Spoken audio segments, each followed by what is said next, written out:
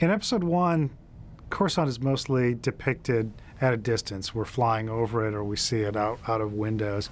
And in Episode 2, George wanted to get down to street level. It started with this big, aerial car chase where we start to go down to the street. We start to see, okay, well, this is what the rest of Coruscant, the inhabitants, what do they do? And you start to get a hint of, okay, well, there's much more to this than just the governmental planet. The chase begins in the new city where the buildings are much taller and more modern.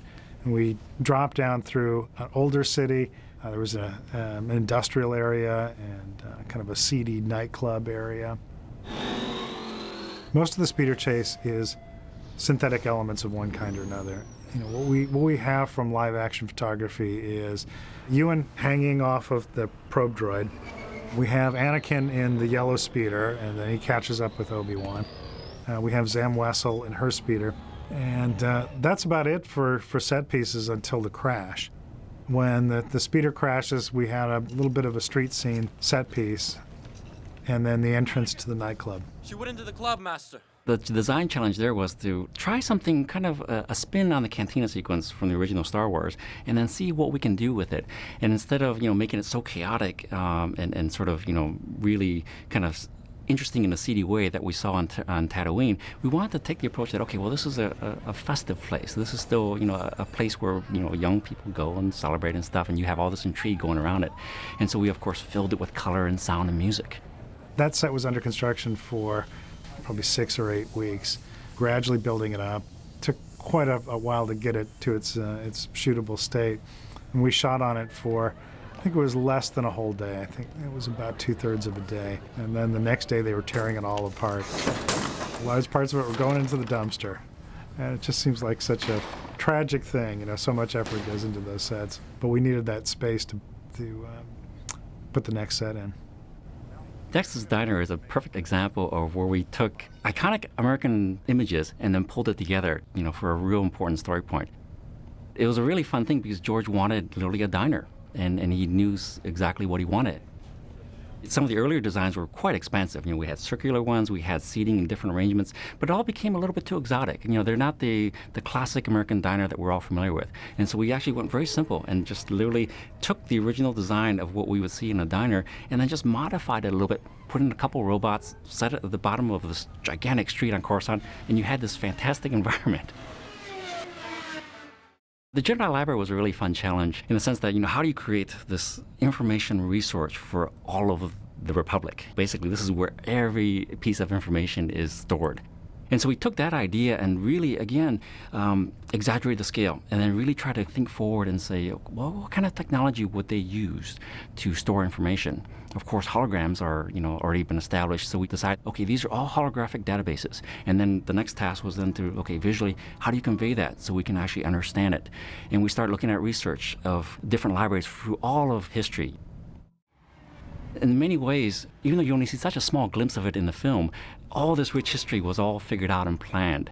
Depending on what George wants for the story, we start pulling bits and pieces of it. But if you dive into it, every little piece in terms of the structure of where these locations were and the look of them all tied together. So there's this incredible sense of history for the planet. And that's what really grounds the look of all of these films to make it look very believable.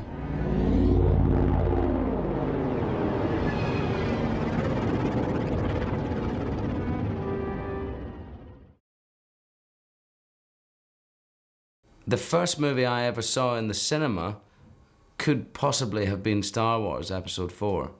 And I went to see it with my brother after school one day. We were going through I lived in a town called Crieff, and my mum and dad were taking us to a big town in Scotland called Glasgow. And we were going to see Star Wars.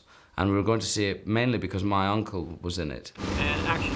My scope shows the tower, but I can't see the exhaust port. Are you sure the computer can hit it?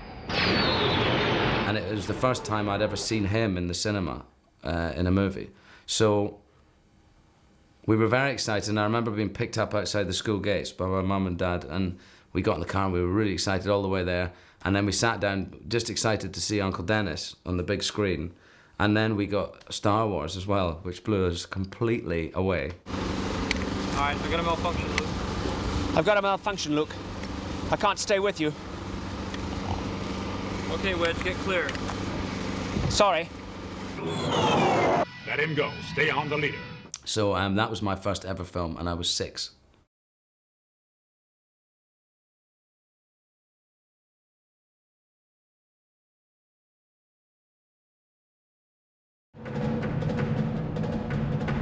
You know I've been flying since before I could walk.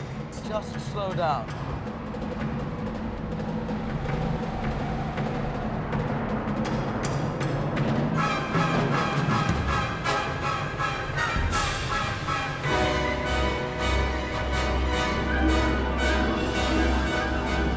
We're losing power.